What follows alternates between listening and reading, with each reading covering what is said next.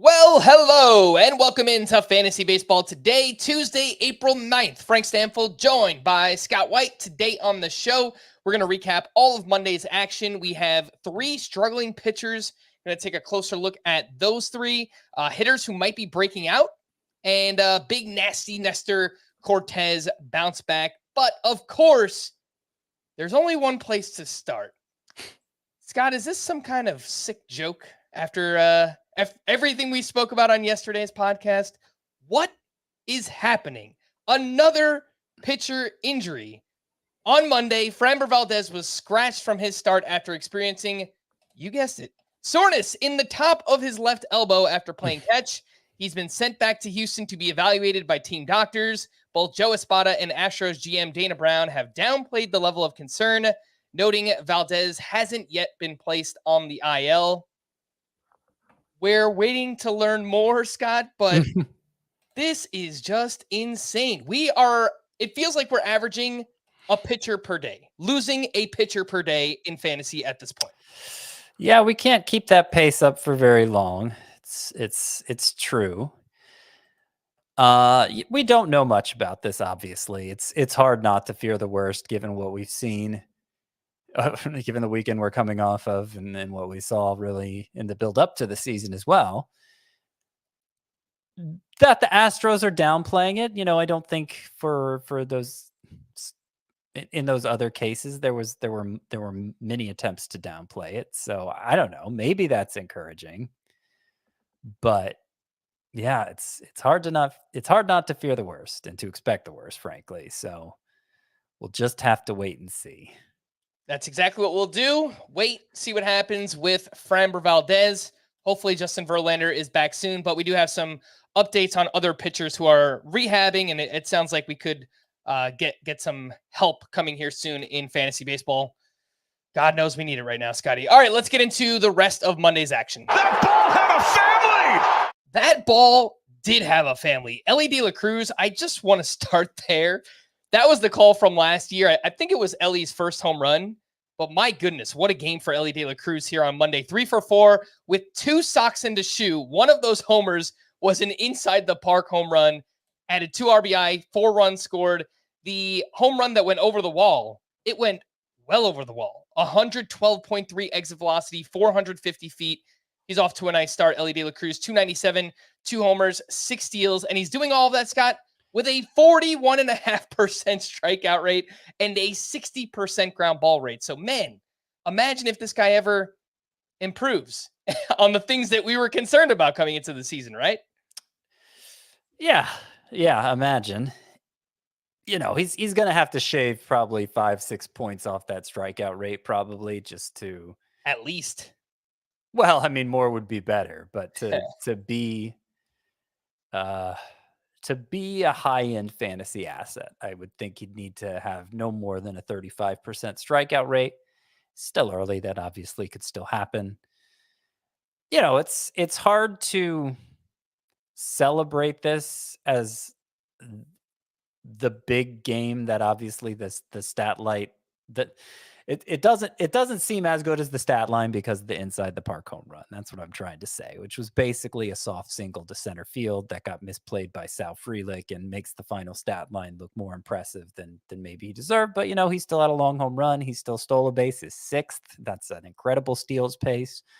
I said all through the preseason that I thought, even given some of the underlying concerns there with Elly De La Cruz as a hitter, the hitting profile, the stolen bases would probably save him and maybe not make it so he was quite a 2nd-round pick or even a 3rd-round pick, but make him a must-start player still, just as long as he ran as frequently as he did as a rookie. And that at least seems to be happening.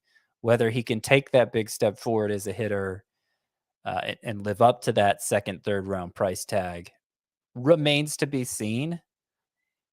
But I would say, despite this big performance today, I am less hopeful, just given how the strikeout rate and how the ground ball rate looks so far.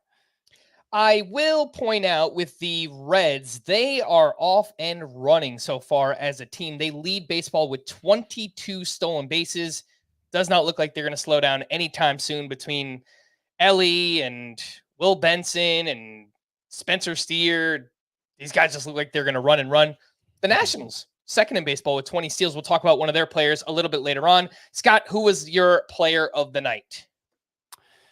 Well, I had a few choices here, but I wanted to dig into Christian Yelich a little bit, who's already up to 4 home runs. And last year he hit only 19. And he hasn't had 20 in a season, Yelich, since he had that, those back-to-back seasons where he was MVP and runner-up for MVP, specifically 2019 when he hit 44 home runs. That was the last time Christian Yelich even hit 20 home runs in a season. And like I said here on April 9th, already at 4. And I think that comparison to 2019 is interesting because the last time he had a fly ball rate, a launch angle like he does right now was 2019 when he hit 44 home runs. And the quality of contact has remained high ever since. Christian Yelich was one of the top players in fantasy. It's not like he stopped hitting the ball hard. He just struggled to elevate like he did during that incredible 2-year run. It's very early, and I'm not saying you should go out and buy high on Christian Yelich, pay up for him like he's a first-round pick. But I don't know. We saw Cody Bellinger bounce back to something close to his MVP standard last year after several years of dramatic underachievement. Maybe it's not too late for Christian Yelich to do that. I think, especially given the quality of contact, there's still hope, which is basically the opposite of what I was saying during draft prep season. But, we react to the facts as they develop. Yeah, that's exactly right. And, I could be wrong about Yelich too. I don't know that I vocalized this that much. He was kind of just someone I never looked to draft just because I'm worried about the back injury as he gets older. And it feels like the back injury started to crop up a little bit towards the end of last season. It kind of derailed his August, but he still had a great season overall last year. And, while we've been faked out early in the season many times before with these launch angle changes, you're absolutely right, Scott. If Yelich can continue to elevate throughout the year, he hits the ball hard enough where it's not crazy to see we could get another 25 to 30 home run season on top of that. If he continues to run, he could just have a truly massive kind of re-breakout season here for Christian Yelich. So, yeah, I mean, 25 to 30, he was a must-start player in fantasy with 15 to 20. Yeah, especially with the steals improvement we saw last year. So that would be pretty big for Christian Yelich if he can keep it up. Player of the night for me, I'm going to go with Mr. Anderson. Tyler Anderson of those Angels, the shirt that you are wearing right now, Scotty. 7 shutout innings in each of his first 2 starts. This one was against the Tampa Bay Rays, where he allowed just 4 hits, 1 walk, 3 strikeouts. You might see the strikeouts and say, all right, well, that's not too impressive. 17 swinging strikes on 91 pitches for Tyler Anderson in this one. 8 on the fastball, 7 on the changeup, 2 on the cutter. He leaned on the fastball surprisingly a little bit more in this one. I mean, his changeup remains a really good pitch. It was a good pitch from last year, but the fastball just got clobbered. So I don't know what is going on with Tyler Anderson early on here, Scott, if he's actually doing something different with the fastball. It's not like the velocity is up or anything like that. It could just be that he's locating it. It could just be a too start sample size, which is obviously really small. But Tyler Anderson is somebody who 2 years ago was awesome with the Dodgers, a 2.57 ERA and a 1 whip on the nose. We know he was terrible last year. What are you seeing right now? Any interest in Tyler Anderson? Well, yeah, I mean, it does look like the movement profile of his fastball and changeup, which are mainly the 2 pitches he throws. They're both different. They're further apart in terms of the movement they're getting. So I don't know. I don't know what to like. I'm like you. I'm looking for anything here other than the results that I can say, oh, well, that's different for Tyler Anderson. Maybe that explains it. 2 years ago, he was one of the top pitchers in fantasy. It was total outlier for his career. And so we were pretty quick to write him off when his first year with the Angels didn't go well. And I'm not saying he's a high priority pickup now, but these are two really good starts and really good in every statistical area. I mean, I guess he only had 3 strikeouts today, but with 17 whiffs, you'd expect that to translate to more strikeouts most of the time. So I would add him to the scout team. Obviously, if you're in a deep 15-teamer, you probably just have to add him, period. But for most listeners out there, something to keep an eye on. Not sold or anything on Tyler Anderson, but it's something to keep an eye on. Yeah, I would agree with that. Don't think he is a must-add by any means, but based on what we've seen from Reed Detmer so far this season, the Angels might just have a better idea of what to do with their pitchers now. They did bring in a new pitching coach this offseason, Barry Enright, so perhaps there's some influence there from him. But yeah, I would say in deeper leagues, just check to make sure that Tyler Anderson is not available, in your 10 to 12 teamers. Not yet, but let's keep an eye to see where this goes. Did want to give an honorable mention here to Brandon Nimmo, who had an awesome game for the Mets.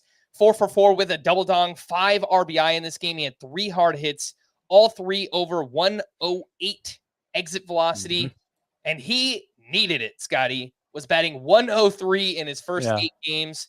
But like we've said with many other players, and we'll continue to just preach patience for guys that we know are talented. Not that Brandon Nimmo is like a superstar, but he's a talented major league player. Eventually, these guys are going to come around. Yeah. I mean, he had a total of 3 hits prior to this game. And so now he more than doubled his season total of hits in just one day. Did Brandon Nimmo. And that's easy to do this time of year. You can see hitters turn everything around in just a game or two. And I don't think anybody who was worried about Brandon Nimmo yesterday is still worried about him today. It is still very early. It feels like we've been through so much already, particularly with the pitching injuries. But I was looking at my head-to-head lineups today and seeing 1-0 or 0-1, as my win-loss record. And it's like, oh, there's only been 1 matchup. Obviously, it's 2 if you counted week 1 as just that opening weekend and didn't combine it into an extra long scoring period. But the point is, it's a good reminder that, like, you should never freak out in fantasy if you're in a head-to-head league if you're 0-1. Like, that's meaningless in the grand scheme of things. And so, of course, on an individual player level, that's true too. One other honorable mention, I got to give a shout out to the Padres here on Monday night. My goodness, they were down 8-0 entering the 6th inning where they scored 7 runs, and then they tacked on another 2 more runs in the 8th inning. It was Fernando Tatis who hit that go-ahead home run off of Adbert Alzolay, unfortunately for his fantasy managers. But man, Tatis off to a nice start. Shout out to the Padres. Awesome comeback here on Monday night. Quick promotions. Subscribe to the FBT newsletter if you haven't already. It is free. CBSSports.com/newsletters. And Chris does a great job. Gets sent out to your email inbox every day. You just go to that website, click on the FBT logo, punch in your email address. It's easy as that. And a reminder that you can listen to and follow Fantasy Baseball Today and our 5-minute podcast, FBT and 5, on Spotify. Let's take our first break. When we return, we'll hit the news and notes right after this. Every spring, we marvel at its majesty. A tradition unlike any other. The Masters. This weekend on CBS and streaming on Paramount+. Welcome back in. News and notes. Gerrit Cole played catch without issue on Monday. It's the first time he's done any throwing since he was diagnosed with nerve irritation in his right elbow. He is not eligible to return until late May, but this is the first of hopefully many good news items to come for Gerrit Cole. CJ Abrams has missed. I like the optimism. I know, right? I'm just trying to speak it into existence at this point. Gosh, what a start. CJ Abrams has missed 3 straight due to a bone bruise in his left pinky, but hopes to return to the lineup on Tuesday. Jordan Romano threw a live batting practice on Sunday. The Blue Jays are still determining what the next steps will be for him. Josh Young was moved to the 60-day IL, which makes sense. He's expected to miss 8 to 10 weeks with that broken wrist. Tommy Edman was cleared by a doctor Monday to begin baseball activities. No timetable in place for him, but if he needs a full spring training, whenever he actually starts getting on the field again, I guess we'd look at like a month from that point, whenever that is for Tommy Edman. Lars Nootbaar was not activated on Monday and will instead resume a rehab assignment with AAA on Tuesday. Wilson Contreras was originally in the Cardinals lineup Monday and then once again was scratched due to that lingering hand soreness. Manager Oliver Marmol said he's confident Contreras will return on Tuesday. Justin Verlander will throw a bullpen Wednesday and will have another minor league rehab start this weekend. In his first rehab start on Sunday, he gave up 7 runs. 6 of those were earned. Not sure how much the results matter, more so just the velocity and the fact that Verlander is just bouncing back in a healthy way. So hopefully he continues that. Edward Cabrera is scheduled to make his 3rd rehab start with AAA on Wednesday. Braxton Garrett scheduled to make a 2nd rehab start this Friday at AAA. Taijuan Walker will begin a minor league rehab assignment with AAA on Thursday. Will be interesting to see what happens with Spencer Turnbull, who's pitched very well so far. We'll talk about him in just a little bit. Jonathan India was scratched from the lineup after being hit by a ball in his left leg during batting practice. Nick Lodolo set for his season debut Saturday against the White Sox. He is 74% rostered. We mentioned him on yesterday's podcast. Even in shallower leagues, I would say go check to make sure Nick Lodolo is not available. When I did my yearly social media survey, where I ask one of the questions I tend to ask is, who's your favorite breakout pitcher? The way I worded it is, which breakout pitcher are you most confident in? And the winner of that response, the one who got the most responses last year to that question, was Nick Lodolo. So upside is there to be a factor in all leagues. And you don't want to sleep on him. Next up, Michael Conforto was out of Monday's lineup due to a minor side issue. Justin Foscue was placed on the IL with a left oblique strain. Chase Silseth was placed on the IL, and Jose Soriano will take his place in the rotation. Scott, Soriano is someone who got transitioned into being a starter this spring, and he actually looked pretty good. I remember him having some interesting starts. Any interest in Jose Soriano in deeper leagues? Yeah, in deeper leagues, I think there are some control issues there that are going to prevent him from being like a big breakout. But no, he was effective in relief last year and throws hard. And I could see him factoring in some of the deeper leagues and some of the 15 teamers. I would probably put him behind like Alec Marsh in terms of interest. And I know Marsh's last start wasn't great, but that's the level I'm talking about. So if Alec Marsh doesn't matter in your league, then I don't think Jose Soriano does either, at least not yet. The Twins were called Jose Miranda, but he's mostly expected to be a part-time player for now. He impressed as a rookie back in 2022, but then came crashing back down to earth last year, dealt with some injuries. So let's see what Jose Miranda could do in his return. And the Red Sox signed their prospect Ceddanne Rafaela to an 8-year extension worth $50 million, which buys out his arbitration years and the first 2 years of free agency. And I always find it interesting when teams sign a prospect like this, Scott, to an extension this early in their major league career. It almost, not that every team's going to get it right, but it gives me more confidence. If a team is willing to do this, then all right, maybe there really is something here with this player, and obviously this player being Ceddanne Rafaela. Well, it's a gamble. I think they'd all say it's a gamble.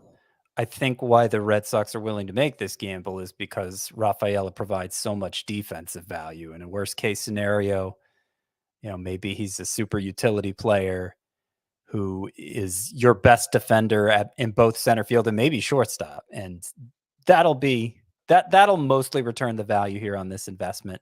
Obviously, there's the potential Ceddanne Rafaela develops into more. But since we don't often think about defensive value, about how that might affect the way a team approaches a player, thinks about a player, given that this is a fantasy show, it is worth mentioning in the case of Rafaela that's more than anything, that's what he brings to the table. And that's something that the Red Sox can take to the bank. 3 struggling pitchers early on in the season: Jesus Luzardo, Luis Castillo, and Zach Eflin. Let's talk about him. First up, Jesus Luzardo got crushed at the Yankees, 4 2/3 innings, 7 runs allowed, 5 walks, 4 strikeouts, 2 homers. Pretty obvious here. You walk 5, you give up 2 home runs. Obviously, bad things are going to happen. Luzardo, very critical of the walks after the game. The 5 walks tied a career high. He's also allowed 4 home runs in 3 starts this season. And I don't know if it's a thing where maybe the Yankees just have a good read on Luzardo, but he faced them last year as well. Also allowed 7 earned runs against the Yankees. This is obviously a little bit of a different lineup, but maybe they just see him well. Is there any takeaway here, Scott? Anything you're actually worried about with Luzardo? I know he's prone to some of these blow-up starts at times, but is it just a rough 3-start stretch to open the season? Well, the first start was great. The second start was 2 outs away from being a quality start, and I would categorize it as a decent start. This one was the first truly bad one for Luzardo, and it was bad in several respects, as you pointed out. I don't see any red flags in terms of like velocity being down or pitch selection being weird. I'm going to chalk it up as a bad start for now. Okay, yeah. I probably overblown struggling pitchers looking at it now at the game. Obviously, the season-long stats look bad after a start like this, but right. He entered with a 4.35 ERA and a .97 WHIP. Yeah, and we might just get to a point this season where, not to the same level as the Dodgers, but if a team gets rocked by the Yankees, maybe you just give them a mulligan because that lineup is pretty good as long as everyone stays healthy. So that's exactly what we saw here today against Luzardo. 2 batters in particular, as long as they stay healthy. Yes, for sure. But there are other, Stanton's playing well. Rizzo, I think, is back, and Volpe might be turning the corner, breaking out. He might be doing exactly that. More on him in a bit. Luis Castillo, another underwhelming start at the Blue Jays. 5 innings, 9 hits allowed, 4 earned runs, 6 strikeouts. He did have 11 swinging strikes on 101 pitches. Not like he gave up a ton of hard contact in this one. It looks like he didn't really have the changeup working. He got 0 whiffs on that pitch. He threw more sliders in this one. If you look at on Fangraphs, even while the stat is happening, they kind of have like live updated FIP and XFIP and everything. So Luis Castillo has a 6.89 ERA in the season. That comes with a 3.31 FIP and a 3.02 XFIP. So kind of feels like there's been some unluckiness here for Luis Castillo. Yeah, the strikeouts have been good. The walks have been good. All 3 of his starts have basically been like 5 innings, 4 earned runs, and a few too many hits. So obviously that leads to a bad ERA and WHIP. There was no like disaster start in there though, like we just saw for Luzardo. Everything's just been a little off. But the things we care about most are fine for Luis Castillo. And, I think it's shaping up to be one of those seasons where you look back at the season splits month by month, and it's like, 6 ERA in April, and then like an ERA 3-something or 2-something in every other month, which happens all the time.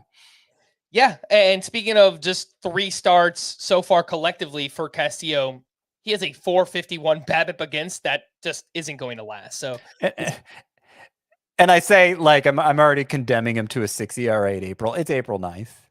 Yeah, like it's his 3rd start, and I guess this season just started so early that it feels like we should be halfway through April, but we're not yet. We've still got most of April to go. Let's talk about Zach Eflin, who had another rough outing here. This one at the Angels. 5 innings, 9 hits, 5 runs allowed. Did have 5 strikeouts to 0 walks. Gave up a lot of hard contact in this start. 10 hard hits allowed. 91.4 average exit velocity against.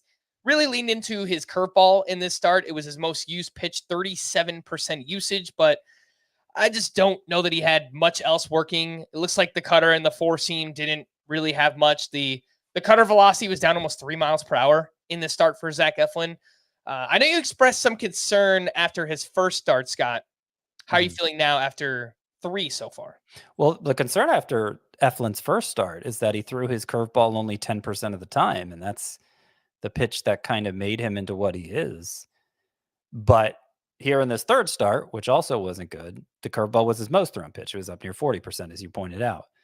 So What seemed different for Eflin in this start is you mentioned the cutter velocity was down, and the cutter is a pitch that he relies on for very weak contact. The numbers off his cutter in terms of like opponent's batting average and everything, very, very low. And so it seems like he didn't have that pitch today. So the first outing when he struggled, it was the curveball. He didn't have this outing. It was the cutter. He didn't have the middle outing. I don't know. I guess everything was fine because he got a good result. But it's every start has been different for Eflin, which I guess is a good sign that there isn't like one part of him that maybe just broken. I don't know. Everything's just been a little off for him, I feel like. Would you recommend all three of those pitchers as buy lows right now? Zach Eflin, Luzardo, and Luis Castillo. Castillo easily, but he's probably going to be the hardest to buy just because of the investment people have in him. Eflin might be the easiest to buy since there have been 2 really rough starts, but I would still consider him a buy low, sure. Okay. Could these hitters be breaking out? And we already mentioned the name Anthony Volpe, who continues to look like a brand new hitter. He went 1 for 3 with a walk and hit his second home run. He added 3 RBI. So far this season, he's 15 for 36. That's a .417 batting average, 2 homers, 3 steals. He also has 5 walks early on. That's an 11.9% walk rate. But Scott, after doing a little digging, the things that we normally look at, again, this is an incredibly small sample size, like not even 10 games for this data. The expected numbers are pretty low. The average exit velocity is not impressive. I almost wonder if it's a situation similar to Cody Bellinger last year where Volpe just has completely changed his approach. He's not swinging and missing. He's just looking to make more contact and maybe drive it into those kind of power alleys or whatever it might be, doubles and not necessarily home runs.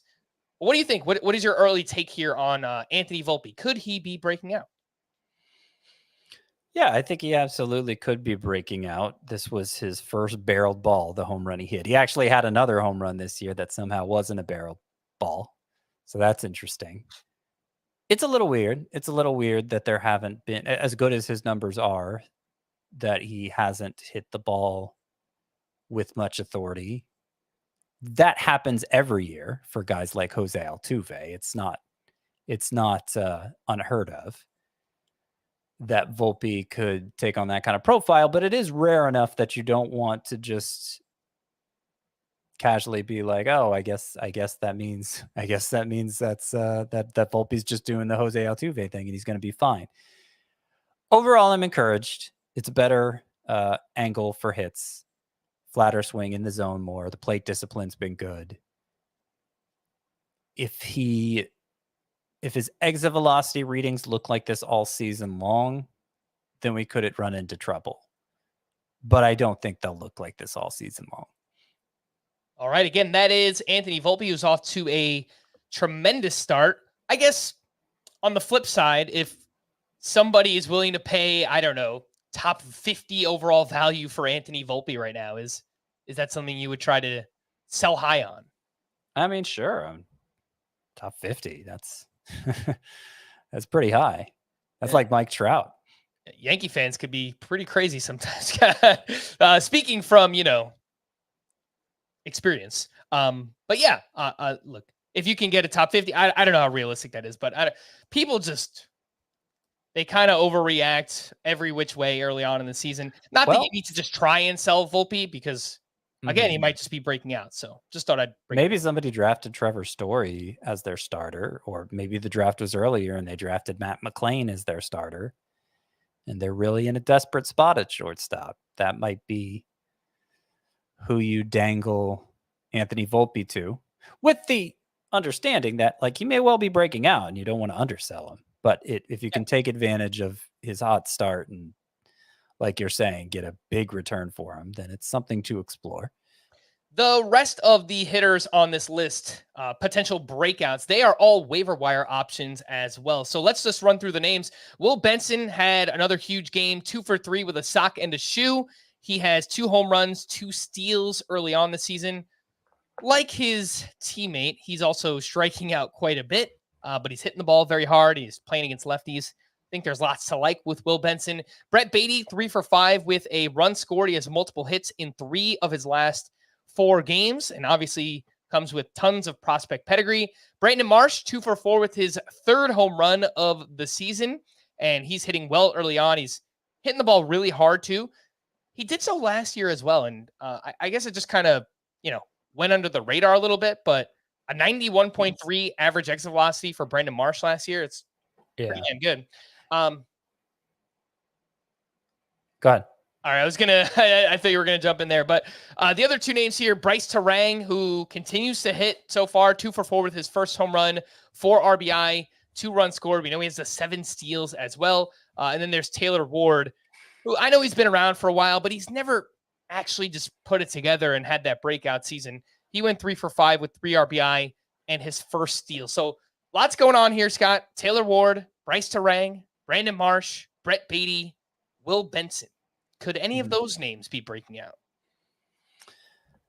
I would say that the first 2 you mentioned are the 2 I'm most excited about. I liked Will Benson a lot coming into the season, particularly in roto leagues. The strikeout rate in points leagues is going to be a problem and maybe makes him not worth pursuing there.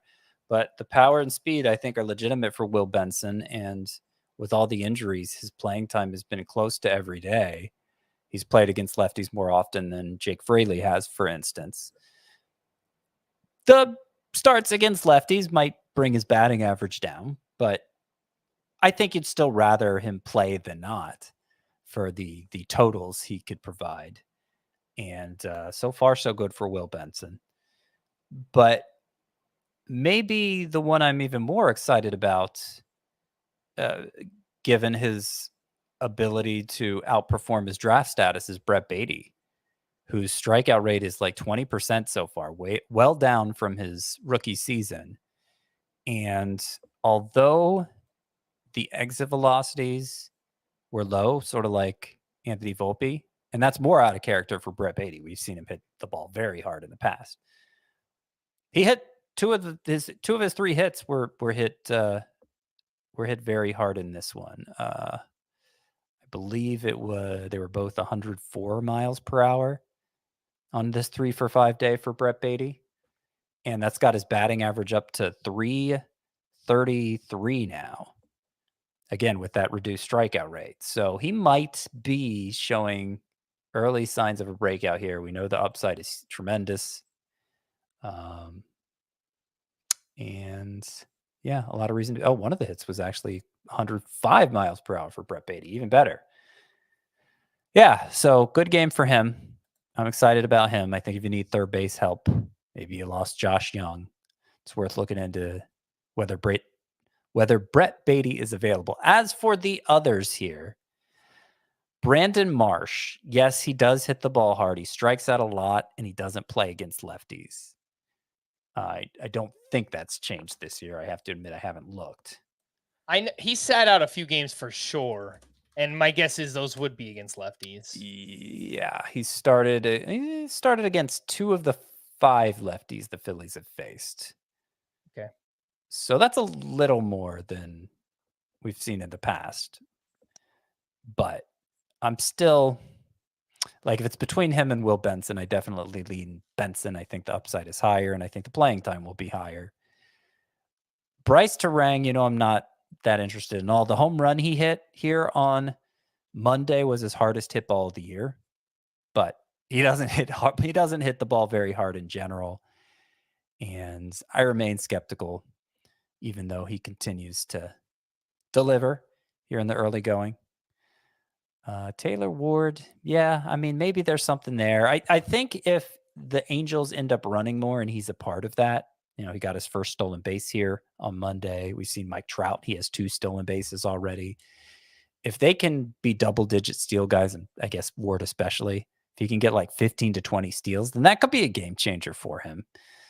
But I'm not expecting him to be much more than a 275 hitting 20 homer type, which has value. It's like Lourdes Gurriel type value, but it's not like I don't think Taylor Ward has the potential to be a transformative player for you the way maybe a Brett Baty could be.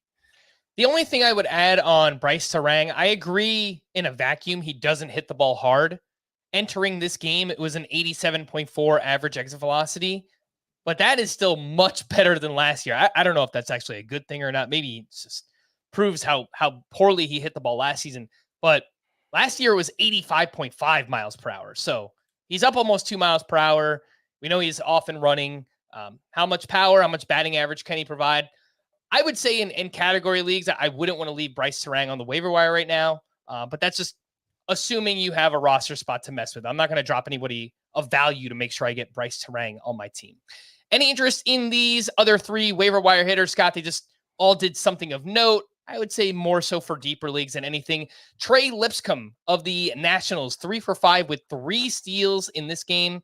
He's got a home run. He's got 4 steals early on. He's getting some playing time in with the Nationals due to the Nick Senzel injury. Connor Joe continues his nice start.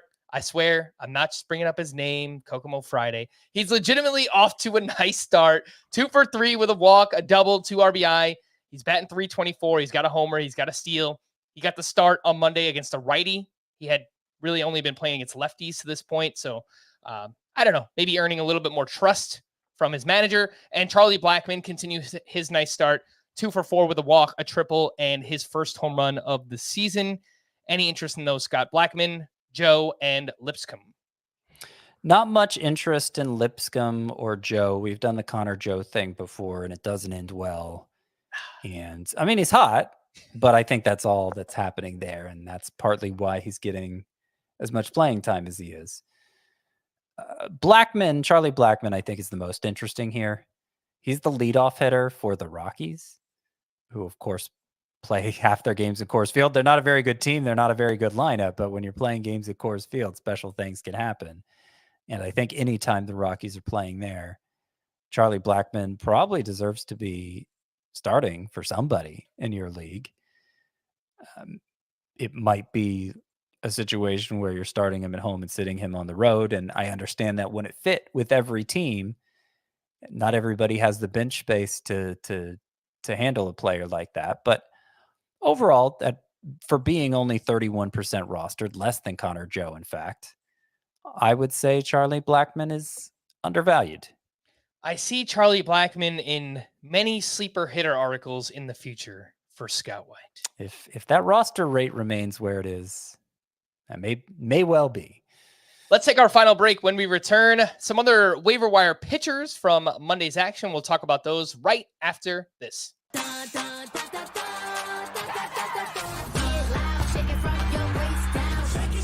NWSL returns April 20th to CBS.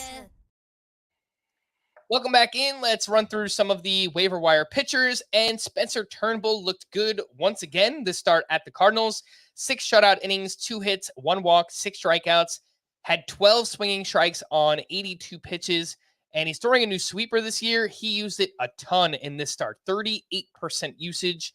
Velocity remains down, but he's looked good so far. Only 2 starts. Miles Michaelis, back-to-back quality starts for him. 6 2/3 innings, 2 runs allowed, 3 strikeouts up against the Phillies.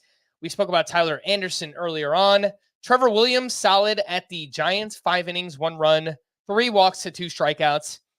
I did have a little birdie tell me that Trevor Williams went to Driveline this offseason. So for those who care about that type of information, I would guess it has to be in very, very deep leagues, but obviously this was an okay start for him. And Javier Assad, I just put Assad and solid into one word because that was how I was going to describe his start. It was solid at the Padres. 5 innings, 2 runs, 7 strikeouts in this one. Any interest here? Assad, Trevor Williams, Michaelis, Spencer Turnbull. Turnbull's the most interesting because of that new sweeper, which, as you mentioned, 38%. He threw it more than any other pitch. So it was kind of it's kind of a Spencer Turnbull we've never seen before. His fastball's been down a mile per hour, but with that new sweeper, it's been very effective, very effective. And maybe the league will catch up to it. Maybe he won't have a spot for long with Taijuan Walker on the mend. But life finds a way. And if Turnbull continues to pitch like this, he'll continue to get chances. I had him as a sleeper pitcher for this week, lining up for 2 starts. So far, so good. If his second start this week goes like this, you might want to hold on to him for a little longer, see if it continues. I assume we're taking Tyler Anderson over everybody else in this group. Yeah, Tyler Anderson. If we were to include him in this group, he would be. I think he'd be second for me. I think I prefer Turnbull to him, but they would be clearly the top 2 ahead of Miles Michaelis, Trevor Williams, and Javier Assad. The most added starting pitchers on CBS are Ronel Blanco, Tanner Houck, Brady Singer, and Logan T. Allen. I'm guessing we wouldn't take Turnbull or Tyler Anderson over any of those names, right? Allen is the only one that's even in the discussion. And I might take Turnbull and Anderson over him. If it's a shallow league situation where you'll probably have another shot at a Logan Allen type, then I think I'd sell out for the upside that Turnbull and Anderson are showing. Not that I totally believe in it, especially in Anderson's case, but just to kind of hedge your, I don't know if hedge your bet is the right way to say it, but to give yourself the most opportunities at securing a breakout. I don't think we're seeing telltale signs of a breakout from Logan Allen necessarily. Let's get into some other pitching standouts, and it was a nice bounce back performance for Nestor Cortes against the Miami Marlins. He threw 8 shutout innings, 2 hits, 0 walks, 6 strikeouts, 15 swinging strikes on 102 pitches. And I noticed he was throwing a changeup more in the start. It's not something that Nestor Cortes normally does. And he threw 11 changeups in this one. It looked pretty good. Got 3 whiffs on the pitch, a 60% whiff rate, 36% CSW. So first 2 starts, he struggled, made some adjustments in this one, and he looked pretty good. One thing I will point out, the velocity was also down quite a bit in this start. So something to watch because Nestor Cortes did deal with a shoulder injury last year, but your thoughts on a pretty awesome start here. It was, and it was reassuring given that he was kind of shaky his first 2 outings. I was close to giving up on him. I think the main reason not to let him go if you were struggling to get another one of those breakout pitchers on your roster was that he had a 2-start week coming up with the Marlins and the Guardians, I believe, are the second matchup for Nestor Cortes this week. And the Marlins lineup has been not so productive so far. I think it'll get better because most of the personnel is the same as last year. Not there were a great lineup last year, but good enough to get them in the playoffs. I think it'll get better.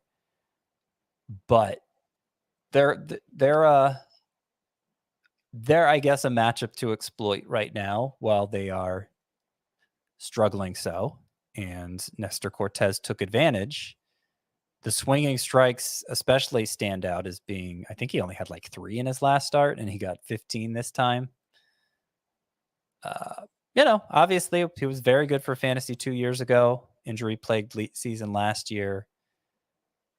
There's a chance he could be more like his 2022 self this year. And I think this is the first sign that this is the first time Nestor Cortes looked like that, but it's reason enough to retain some hope.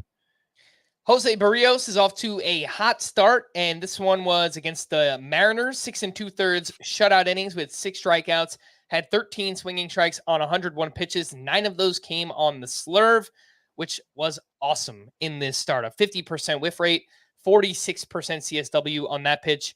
And early on here, it's a 1.45 ERA for Jose Barrios, getting a lot more ground balls. We'll see if he can keep that up. A 52% ground ball rate through his first 3 starts. Anything else you'd like to add on Barrios' hot start here? Well, I would note, and this was certainly true in this start Monday, that he seems to be fading the 4-seam fastball. It was pretty much 80% of his pitches basically were slurves or sinkers. And the 4-seam fastball got hit pretty hard for Jose Barrios. It's never been a particularly good pitch for him. So perhaps that is helping to drive this hot start for Barrios. Has his value really changed in my eyes? No. I think he's a mid-tier pitcher. who deserves to be rostered everywhere, and is. But if he does, if there is a case to be made for Barrios taking a step forward this year, I think fading the four-seamer, that's the case to make. If you can turn him into Zach Eflin or Luzardo right now via trade, would you do it? Yep, absolutely. All right. And then this one, I think it was a positive start from Zach Gallen. It's obviously tough to evaluate starts in Coors Field, but that's where Zach Gallen was on Monday. 5 innings, 8 hits allowed, 3 earned runs, 10 strikeouts to 0 walks, had 15 swinging strikes, 12 of which came on the curveball. Still gave up lots of hard contact, but it feels like that's something Zach Gallen is always doing, and obviously still had a great year last year. Changed up the pitch mix a little bit in this. You know, he ditched the slider and the changeup. Might have been a Coors Field thing where he just relied more on the curveball, and it was a really, really good pitch for him. The fastball velocity's got steadily climbing back closer to where it was last year. Yeah. Are you encouraged by this latest start from Zach Gallen? Yeah, mostly that last point. So in his first start of the year, Gallen's fastball was down 1.8 miles per hour from 2023. It was 1.4 in the second start. It was 0.9 in this start. So as you mentioned, inching up the velocity on that fastball. And the Diamondbacks delayed him for the start of spring training because they were worried about the number of innings he threw with the deep postseason run last year. And I wonder if that had something to do with the velocity being laggy for Zach Gallen early on. I don't know that we'll ever know for sure, but it is trending the right direction, and the results have been good the last 2 starts. So if Zach Gallen was a 5 on the worryometer for me before, I'd say he's more like a 3 now. All right, some other pitching leftovers, the good, the bad, and the ugly. We'll start with the good. Mitch Keller turned in his first quality start of the season up against the Tigers.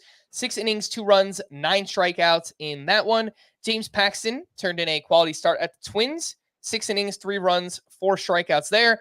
Bailey Ober, solid bounce back against the Dodgers of all teams. 5 innings, 1 run, 7 strikeouts, had 10 swinging strikes on 68 pitches. A little surprised they didn't let him come out for the 6th, but I just think they did not want Bailey Ober to face the Dodgers 3rd time through the lineup. And then Tristan McKenzie, better in his second start here up against the White Sox. 5 2/3 shutout. More walks than strikeouts. 4 walks, 2 strikeouts in this one. And I don't want to take anything away from McKenzie here, but the White Sox lineup, as long as Luis Robert and Eloy Jimenez are out, it is bad. It's really bad. I would say they might be the top team to stream against right now in terms of pitchers. So just wanted to make mention of that. Anything to add on McKenzie, Ober, Paxton, and Mitch Keller? So I saw a headline about how the Royals may just have Bailey Ober's number. I didn't read the article. We've all been there, right? But I saw the headline and I wanted to point it. I wanted to mention it because he got crushed against the Royals in his first start, obviously. He turned around and had an awesome start against the Dodgers, totally defying expectations. But I would say Bailey Ober is A-okay. And this start should have been enough to assuage our concerns. I want to see what his career numbers are against the Royals. I was about to look up the same thing. Yeah. If you want to move on to another pitcher, if you have anything else, I could. Okay. 7.24 ERA and 8 starts. I'm not sure how much of that was the most recent start because obviously that first start for Ober was terrible. Yeah. James Paxton, his fastball velocity has been down 1.52 miles per hour in his first 2 starts. And yeah, he has the Dodgers lineup backing him, the Dodgers whole supporting cast. That's good news for Paxton. Seems pretty volatile though. I don't know that he is, if you're itching to pick up another starting pitcher, I would be okay letting Paxton go. I think he's useful. I think he's streamable, but I don't think he's going to be a big difference maker, particularly with that velocity lagging. And of course, he's bound to get hurt at some point. Great start for Mitch Keller. That was encouraging to see after his first 2 were kind of shaky. I talked about how much he changes just from start to start. And that was the case in this one too. He threw his sinker 40% of the time. In his first 2 starts, he threw his sinker 16% of the time between the 2 starts. So more than doubled his sinker usage. And it was a pitch that was giving up a lot of hits for him through the first 2 starts. And obviously that wasn't the case in this one. It was responsible for 6 of the 13 whiffs. The whiffs have been high for Keller all along. He remains an enigma, but I think the end result is, with maybe some ups and downs along the way, is going to be positive. I did want to add with Paxton that it was 49 degrees in that game in Minnesota. The velocity was down in his first start as well, so I think it's a fair point, but maybe it can bounce back up a little bit once he starts pitching in the nice LA weather out there in the West Coast. Yeah. The bad pitching performances from Monday: Graham Ashcraft got hit hard, but also got lots of whiffs. So, yeah, but I think it was still bad. 5 2/3 innings, 6 earned runs allowed, had 6 strikeouts, 16 swinging strikes on 99 pitches. He has 12 plus swinging strikes in each of his first 2 starts. Blake Snell, mixed bag in his Giants debut against the Nationals. 3 innings, 3 runs allowed, 5 strikeouts. Pitch mix looked pretty similar to what it was last year. Slider velocity was down 1.1 miles per hour. Yu Darvish, pretty bad against the Cubs. 3 innings, 4 runs allowed, 3 walks, 4 strikeouts. His velocity was down across the board, pretty much 1.5 miles per hour or higher on each of his pitches. Darvish has dealt with a lot of injuries in his career, so just hope this is not the next name we hear something about. And then Aaron Ashby. That's right. Former top pitching prospect for the Brewers. He made his first major league start since October of 2022. And he wasn't very good. 8 runs allowed, 4 earned. I was watching this start. He had some terrible defense behind him too. So not entirely his fault, but pretty rough return here to the majors. Scott, anything to add on Ashby, Darvish, Snell, Ashcraft? He was getting a bunch of whiffs on his changeup, was Ashby. So that's kind of interesting. But yeah, he has a lot. It's going to take a lot for him to get back in our good graces, I would say, after he was all the rage. The fantasy world was abuzz over Aaron Ashby just a couple years ago. It's been mostly bad news for him since. So Graham Ashcraft, he was like dominating through 4 innings. Pitching Ninja was loving it on Twitter. And I thought this was going to be a great sleeper recommendation for me, streamer recommendation for me. But then it all fell apart in the 5th, and that's Graham Ashcraft for you, right? So he does have this new sinker this year to go with his triple-digit cutter and his slider. Gives him another look, and I was hopeful it might make him a little more consistent, but that certainly wasn't the case here on Monday, just the opposite. So I would say Ashcraft remains pretty low end for fantasy. Darvish, I share your concerns. If we don't hear anything health-wise, then obviously you just keep starting him. But velocity down across the board, average exit velocity way up. Kind of scary. Kind of scary what's going on there. I want to rag on Blake Snell since he was a bust pick for me. And his first start is, you get that familiar feeling, with Blake Snell putting up some ugly stat lines, except when he's dominating. But, the pitch mix was what we were seeing last year with increased curveball and changeup usage. And he got at least 2 whiffs on all 4 of his pitches, which is made for a pretty good whiff rate, given that he only threw 72 pitches overall. He just seemed a little rusty, walking too many guys, which is to be expected. So I'm not really, I don't think there are any judgments to be made for Snell in this start. You halfway expected it to go like this, but I didn't see any red flags really. And then the ugly. Reese Olson got hit hard at the Pirates. 4 1/3 innings, 9 hits, 6 earned runs, 3 walks in this one. He allowed 11 hard hits, 92 mile per hour average exit velocity. Scott, what'd you see here from Reese Olson? Would you be okay dropping him, or do you want to hold on? I had a lot of good calls in my sleeper pitchers for week 3 between Spencer Turnbull and a few others. I don't remember them all. But number 1 on the list was Reese Olson. He was my number 1 sleeper pitcher for this week, and it was It was ugly against the Pirates here. Yeah, probably haven't heard the last of him for fantasy because his slider is really good, and he actually threw it a lot more in this start. And the changeup came along last year, had a 1.44 ERA last September, I think, once he started using the changeup more.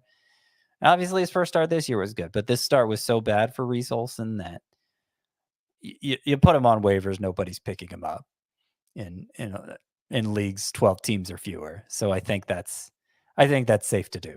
I'm guessing you wouldn't drop him for Tyler Anderson or Spencer Turnbull, right? I think he's better than those two, but if you're going to I think so too.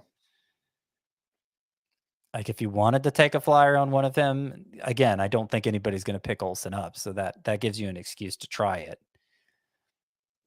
I'd probably just stick with Olsen, but I wouldn't blame anybody for making that swap. All right, 5 hitters who are off to nice starts so far. Just wanted to mention these names. Shohei Ohtani, 3 for 5 with 2 doubles and his 3rd home run. He's batting .345. He also has a stolen base. He has 12 runs scored so far. Juan Soto, 2 for 3 with his 2nd home run, his first in Yankee Stadium. He's batting .357. He's got 10 RBI early on in the season. We spoke about Christian Yelich. Mike Trout has looked great, 3 for 5 with his 5th home run, 2 runs, 2 RBI.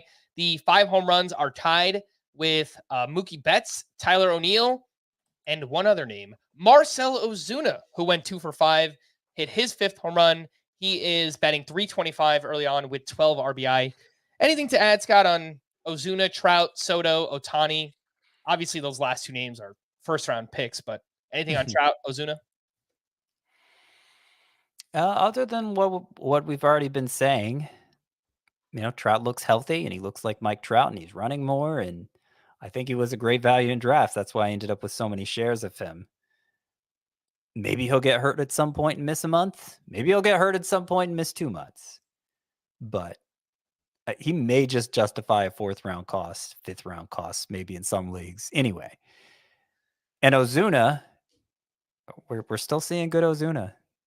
He's pulling the ball in the air well, which is what tends to happen when he's going well. A lot of times the predictor stats, the expected stats on StatCast will look good even when his actual numbers look bad because he's hitting the ball too much to right center, and it's just not doing damage hard. But doing his hard hit balls. Did I just lose you there? You were freezing up a little bit, but I think you're back. We're here. Yeah, no, Ozuna looks good and was a good pick for you, I think. All right, some quick bullpen updates for the Reds. Alexis Diaz got the 9th with a 2-run lead. He walked 1, but picked up his 2nd save. For the Dodgers, Evan Phillips entered the 9th with a 2-run lead. He struck out 1 for his 4th save. For the Mets, with Edwin Diaz unavailable, he pitched 3 of the last 4 days entering Monday. Jorge Lopez got the 9th with a 2-run lead. He gave up 1 run, but picked up his 1st save. For the Phillies, this is a little frustrating for Jose Alvarado managers, but he got the 8th inning with a 1-run lead, facing 9-1-2 in the Cardinals lineup. He walked 1, but got out of it. And then Jeff Hoffman got the 9th inning with a 2-run lead. He gave up a walk, a double, a sac fly, then a game-tying single. The Phillies would take a 2-run lead in the top of the 10th, and then it was Gregory Soto who would eventually close it out for his 1st save. Serves Rob Thompson right. We'll see if he thinks twice about using Alvarado. We'll just see. All right, well, we're getting robot Scott here at the end of the podcast, so let's just get through the rest of the bullpen updates, some streamers, and then we'll get out of here. For the Rockies, a mess as always. Justin Lawrence got the 8th inning with a 2-run lead to face 4, 5, and 6 in their lineup. He walked 1, he struck out 2. It was a gentleman named Nick Mears who got the 9th with a 3-run lead. Tyler Kinley had worked Saturday and Sunday, so I don't know who the closer of the Rockies is. It might not matter at all, but Nick Mears gave up a hit, 3 walks, and a run. He was then relieved by Jake Bird, who got the final out for his 1st save of the season. The Rockies are a mess. Their bullpen is a mess. I don't think it matters. For the Cubs, Adbert Alzolay entered in the 8th inning with a runner on first base and a 1-run lead. He gave up a 2-run homer to Fernando Tatis. He took the blown save and the loss. On the other side, Robert Suarez struck out 2 in the 9th. For his 4th save of the season, he has looked great early on in the season. And let's wrap it up with the streamers. And we will start with Tuesday. I forget who we said exactly on yesterday's podcast, but I think Martin Perez at the Tigers. At home against the Tigers. Casey Mize at the Pirates. And maybe Ronaldo Lopez against the Mets. Yeah. Am I here? Can you hear me? Yes, I hear you. Okay. Yeah. I think those are the best 3. Oh, Logan Allen against the White Sox. Duh. Yeah, that's a good one too. Yeah, I prefer him to Martin Perez against the Tigers. I'm gonna go Reynaldo Lopez, Logan Allen, and Casey Mize. It's my top 3 for Tuesday. On Wednesday, we have Jordan Hicks against the Nationals. I like that one. Zach Littell at the Angels. And then could we get one more? Cody Bradford against the A's? Yes, let's go with Cody Bradford. Sure. Why not? You said Jordan Hicks, right? Yes. Yeah, I was starting Jordan Hicks against the Nationals this week over some higher end pitchers than him because I think he's going to be pretty good, especially with that matchup. All right, Scott, while I have you, let's just wrap up with the best for last, a burning question. Oh, boy. Did you get to see any of the eclipse here on Monday? No. No, not your I thing. didn't. Not your No, I don't know exactly when it was happening. I don't know. I wasn't that interested, to be perfectly honest with you. I did step outside and kind of glance up at the sun to see if anything weird was happening and quickly looked away because it was just a big burning ball of light. And so I said, whatever, and went back inside. And that was the extent. I saw some pictures. They were okay, I guess. I don't know. Yeah. It was not. Yeah. What about you?